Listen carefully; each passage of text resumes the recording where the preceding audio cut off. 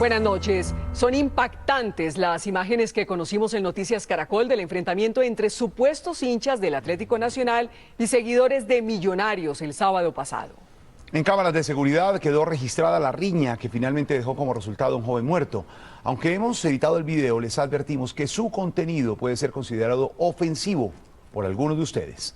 Vamos en vivo con Juliana Moncada. Juliana, ¿qué es lo último? Buenas noches. Jorge Alfredo, buenas noches. Lo último es que esto es una problemática que tiene verdaderamente preocupados a las autoridades y a los aficionados del fútbol. Mire, desde el 2007 hasta septiembre de este año han perdido la vida 31 hinchas en riñas como esta. La pregunta que surge es, ¿esta es la verdadera forma de sentir la pasión por un equipo?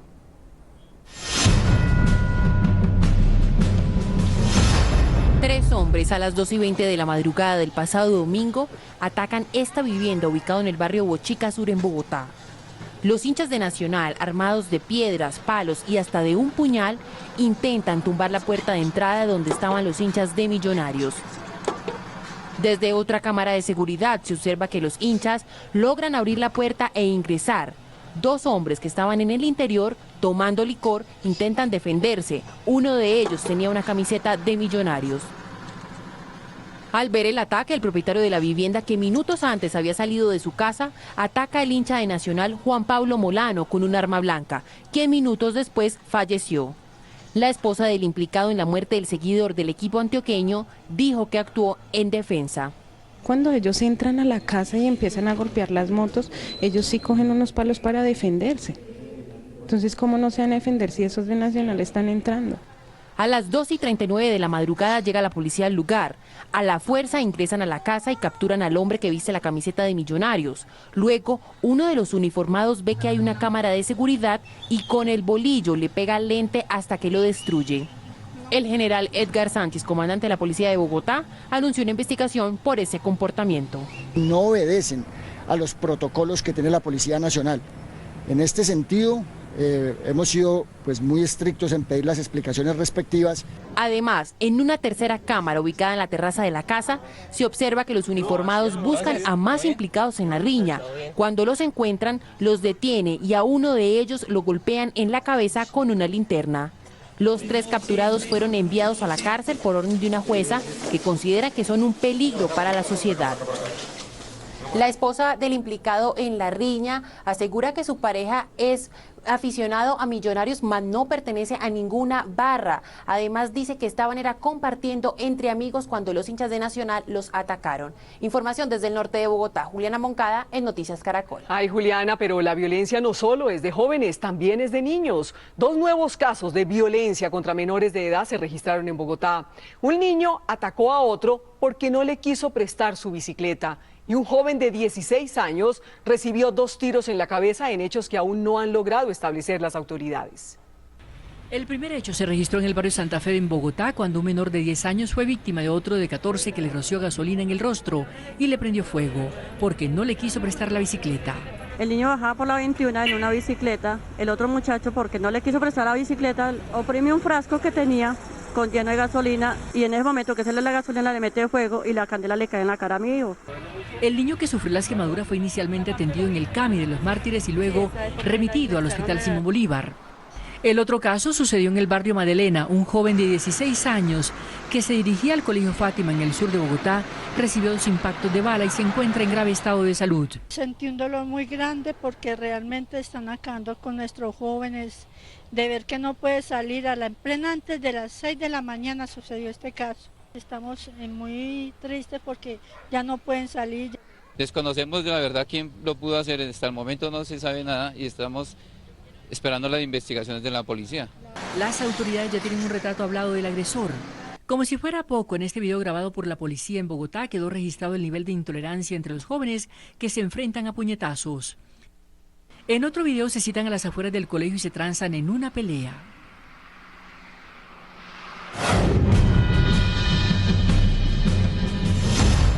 El proceso de negociación con las FARC entró en una fase de evaluación por parte del presidente Juan Manuel Santos. Aunque las conversaciones por ahora siguen en Cuba, el mandatario decidirá si sigue o no en la mesa de diálogo. Luis Eduardo Maldonado nos tiene los detalles. Luis Eduardo, adelante. Buenas noches. Mire, hoy se hizo una reunión quizás de las más importantes en lo que va del proceso de paz con la guerrilla de las FARC. El presidente sentó a todos los negociadores, hizo un examen a lo avanzado, varios puntos. Miraron qué se ha hecho, miraron en qué se ha fallado, qué falta por hacer en la negociación con las FARC y para dónde va este proceso de negociación. Por eso el presidente habla de una evaluación. Y le ha dicho a sus negociadores, señores, se van para Cuba, pero van a trabajar el triple de lo que venían haciendo, es decir, tienen que meter el acelerador para lograr avances en materia de paz, dijo el presidente. Noticias Caracol conoció que el presidente mira 3 caminos frente a la negociación con las FARC.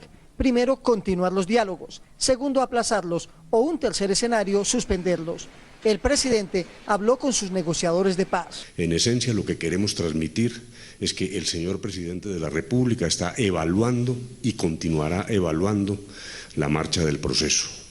El propósito de nuestro viaje para este ciclo es avanzar en resultados. Para los negociadores hubo instrucciones precisas. Estuvimos analizando los distintos elementos que deben ser tomados en consideración para la marcha del proceso. Por su parte, el comandante de las FARC, Timo León Jiménez, en un artículo publicado en la página de ANCOL, cuestionó al gobierno. A pocos meses de terminar su mandato abocado a la necesidad de mostrar resultados que justifiquen su reelección, el presidente Santos observa con angustia que sus planes militares de exterminio contra las FARC fracasaron y que las FARC tampoco aceptan someterse en la mesa como soñaba.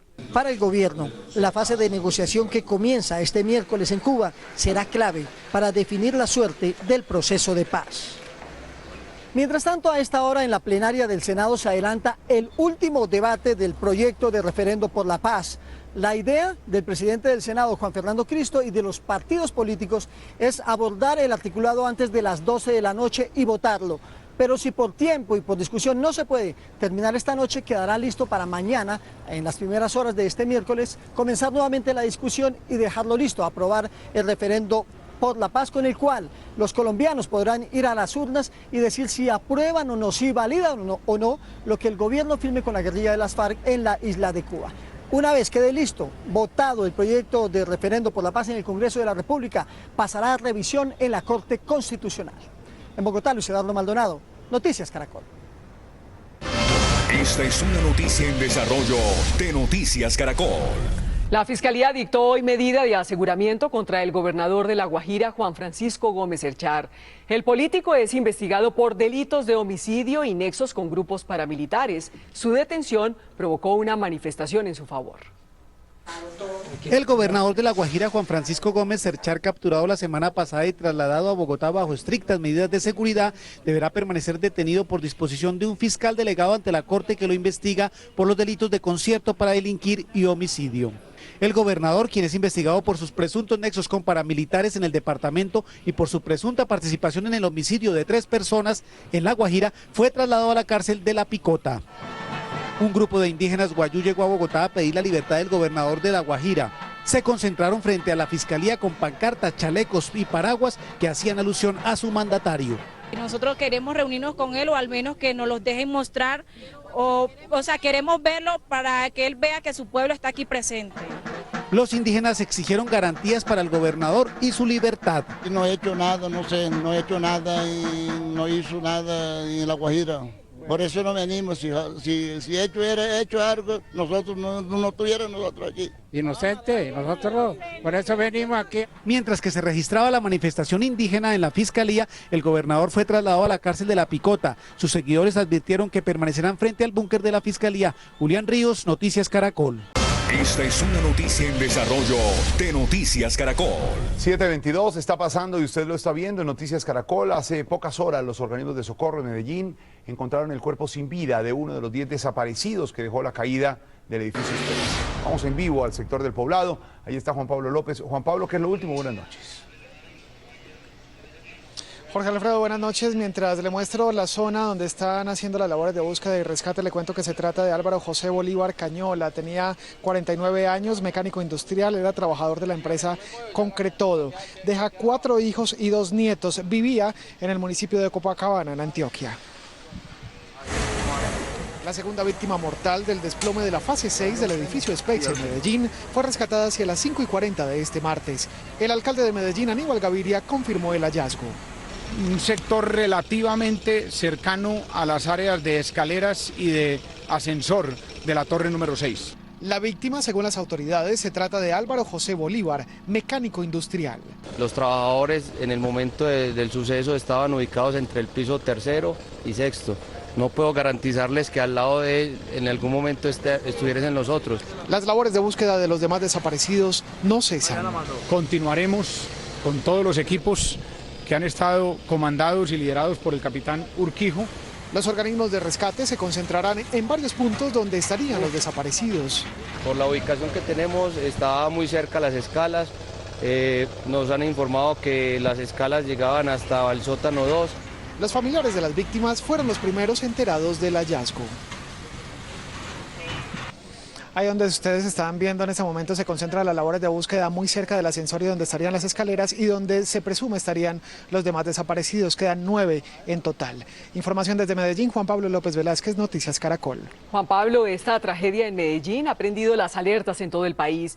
Fíjese que el Fondo para la Prevención y Atención de Desastres de Bogotá, FOPAE, reveló hoy que 14 edificaciones están en condiciones de riesgo. Una de las construcciones en riesgo es el edificio Colombo, ubicado en la carrera 11 con 82. Presenta grietas y el hundimiento en su nave central que ha provocado el desnivel de los andenes laterales. Otra edificación es esta, ubicada en la calle 93 con 11. Aquí esta casa está casi destruida por otro hundimiento generado, al parecer, por la construcción de un hotel que también ha afectado a otros inmuebles. Se suma a esta otra vivienda, de la carrera 11 con 146, que presenta grietas y desniveles, según la propietaria, por una construcción vecina. Más que todo cuando están trabajando, esto siembra el piso. Este edificio en Calatayud, localidad de Suba, también tiene problemas y parte de su fachada se vino abajo. El Fondo de Prevención y Atención de Emergencias identificó en total 14 construcciones que pueden tener condiciones de riesgo y que ameritan medidas especiales por parte de los constructores y seguimiento de los alcaldes locales. 8 de ellas tienen problemas en sus excavaciones. En Suba, Portón de Santo Domingo, en Usaquén, Estación de Servicio El Codito, Morano, Davidia 101 y Santa Fe Pijao. En Usme, Ciudadela Nuevo Usme y en Chapinero, Art Hotel. Por avanzar rápidamente en la excavación se deja muchas veces sin proteger la área vecina y nos genera hundimientos. El FOPAE advirtió que en algunos casos los problemas empezaron con una pequeña grieta que fue creciendo y en otros por falta de mantenimiento. La Corte Suprema de Justicia pidió investigar al exfiscal general Luis Camilo Osorio y al abogado Abelardo de la Espriella. La razón, sus nombres fueron mencionados por varios jefes paramilitares dentro del proceso de la parapolítica. La solicitud fue hecha dentro del proceso penal a la senadora Piedad Zucardi, a quien el alto tribunal llamó a juicio por presuntos nexos con los paramilitares. Crece la problemática por los arroyos en Barranquilla, que ahora son foco de contaminación. La gran cantidad de basuras arrojadas a estos canales cada vez que llueve es la causante de esta problemática. Pese a la advertencia de las autoridades sobre las sanciones a quien sea sorprendido lanzando desechos a los canales, se estima que en cada aguacero son arrojadas 200 toneladas de basura. Sillas, plásticos y hasta llantas inservibles se ven arrastradas por la corriente en avalancha, provocando el desbordamiento de estos canales. Esto es lo último de Noticias Caracol. Gracias por continuar con nosotros. Esto es lo último. El gobierno nacional y los indígenas acaban de lograr un nuevo acuerdo que evita nuevos bloqueos a las vías en distintos lugares del país. Noticias Caracol en vivo desde el sitio de la reunión en la María Piéndamo, Cauca. Freddy Calvache, detalles del acuerdo. Buenas noches, ya adelante. Así es, María Lucía, muy buenas noches. Pues en los próximos minutos se protocolizará con la firma del ministro del Interior, Aurelio Iragorri Valencia, y los líderes de las comunidades indígenas los acuerdos a los que llegaron las partes en estas negociaciones. Algunos de ellos se formulará un decreto que permita la protección jurídica de los territorios ancestrales. Asimismo, los nativos tendrán autonomía en el manejo de los recursos de los sistemas de educación, salud y el sistema general de participación. En algunos temas donde no hubo consenso entre las partes, como el minero, se acordó que conformarán una comisión conjunta con el propósito de revisar, por ejemplo, los títulos mineros existentes en el país para verificar si se agotaron todas las instancias para su adjudicación. Esto con el propósito de mirar que la afectación que hay en los territorios indígenas. Asimismo, los nativos conformarán una comisión para entregar a los delegados de La Habana y los negociadores de La Habana y delegados de las FARC su propia propuesta de paz. Una vez se firme el acta definitiva, las comunidades retornarán a sus resguardos. En la María Piendamó, Freddy Carvache, Noticias Caracol. Colombia decide. Elecciones 2014. Sí, señores, Noticias Caracol, ya estamos en cobertura electoral. Muchos dicen que eso es una sábana. La Registraduría Nacional hizo una prueba para analizar cómo se vería el tarjetón de las elecciones legislativas si se incluyera la fotografía de todos los candidatos. Juzguen ustedes. Este es el tarjetón que ha elaborado la Registraduría. Mide 2 metros con 50 centímetros por 1 metro de ancho. Tiene 850 caras de cada aspirante a la Cámara y al Senado. ¿Podría usted encontrar aquí su candidato y también manipular este tarjetón? La mesa de los jurados de votación no tiene sino 1 metro por 1 metro. Y entonces uno se imagina dónde pondría por lo menos los jurados la tarjeta electoral y dónde la depositaría por lo menos. Nosotros hicimos nuestro propio tarjetón simulando el de la Registraduría. Vamos a entregárselo a la gente en las calles a ver cómo les va. No, tenaz. A mí me parece que estamos en el siglo XXI y no utilizamos la tecnología. Y mire, en una mesa de votación que tenga 500 personas votarían 100 por mucho. Mientras se mire, se abra, es difícil. Y en cuanto al valor, la Registraduría no se atreve todavía a dar cifras de cuánto podría costarle a los colombianos sacar adelante esta idea. Técnicamente no es posible producir una tarjeta de este tamaño. Este es el tarjetón que a la Registraduría le parece mejor que se puede implementar en las próximas elecciones al Congreso y que la gente podría manejar con un menor grado de dificultad. Rubén Darío Bayona, Noticias Caracol. El presidente Juan Manuel Santos inaugura a esta hora la nueva terminal nacional de pasajeros del aeropuerto de Bogotá, lo que convierte a El Dorado, según los expertos, en uno de los más modernos del mundo. Juan Jacobo Castellanos está allí y a él le preguntamos, con esta ampliación, Juan, ¿cuántos pasajeros va a mover la moderna terminal aérea? Hola María Lucía, muy buenas noches para usted, para todos los televidentes de Noticias Caracol. Serán 26 millones de pasajeros que moverá El Dorado el próximo año. Se convierte en el tercer aeropuerto de mayor movilidad en América Latina. Este es el nuevo muelle nacional del aeropuerto El Dorado. Con su inauguración, el aeropuerto de Bogotá tendrá 173.000 metros cuadrados de construcción, 3 veces más de la extensión que tenía el viejo aeropuerto construido en el gobierno del general Rojas Pinilla. Significa estar a la altura de los grandes aeropuertos de talla mundial, significa que los pasajeros van a tener espacios más amplios, que van a tener procesos más rápidos, más ágiles, que va a haber una mayor capacidad para atender una demanda creciente. El moderno aeropuerto cuenta, entre otras cosas, con un sistema de equipaje que puede mover 7.200 maletas por hora, 168 puntos de chequeo y 33 puertas de embarque. Todos son detalles que el pasajero va a notar y que muchos habrán visto en otras terminales muy modernas en el mundo, y cuando vean esto van a decir: no tenemos nada que envidiar. En la construcción del nuevo aeropuerto se han invertido $1.000 millones, según datos de la Aerocivil. La nueva terminal de pasajeros se entregó 9 meses antes de lo previsto en el cronograma. Nos ha confirmado Paín que esta terminal aérea, el nuevo terminal nacional, entrará en operación el próximo 25 de octubre a las 0 horas. Desde el Aeropuerto Internacional El Dorado, Juan Jacobo Castellanos, Noticias Caracol.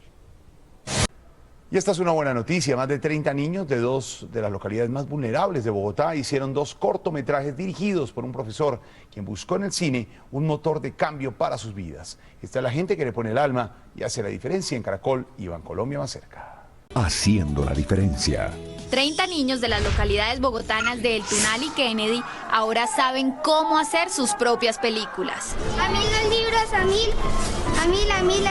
Y el resultado, después de un mes de talleres, son estos 2 cortometrajes: El hechizo del reino de los libros y La sala 206. Nosotros siempre veíamos películas y no sabíamos de qué trataban o qué era. O cómo se hacían. El profesor Darío Alvarado le puso el alma a cada enseñanza entregada a los niños cineastas y ellos aprender cada truco. Es incentivar a los niños y a las niñas para que puedan participar en estas actividades artísticas que creo que más allá de nuestros niños y nuestros jóvenes a veces decimos que se están perdiendo. Los 2 cortos elaborados por estos niños se exhibirán con otros 90 trabajos audiovisuales durante el 4º Festival de Cine de Infancia y Adolescencia de Bogotá. El cine para mí es todo el sentimiento. la desactivación. El Festival de Cine Ciudad de Bogotá 2013 abrirá sus telones del 22 al 25 de octubre en 11 escenarios de la ciudad.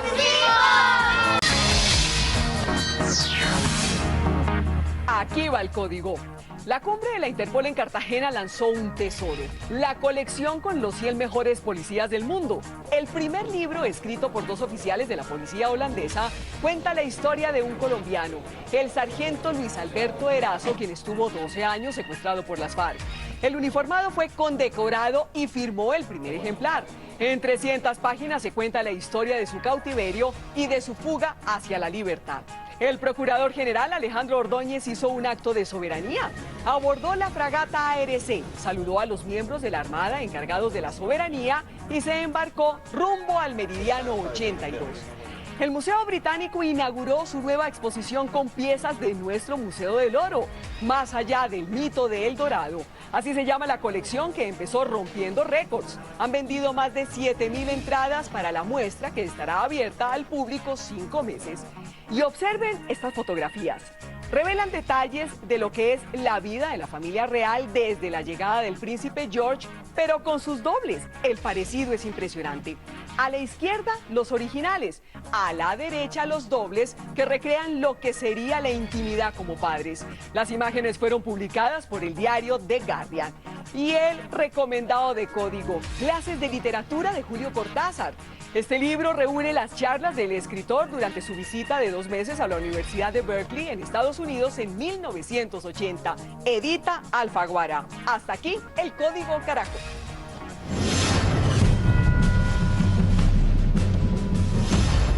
Hace una semana les contamos la historia de un joven que dice ser extranjero y estafa a incautos asegurando que tiene un tiquete para viajar, pero que le falta dinero para los gastos de los impuestos.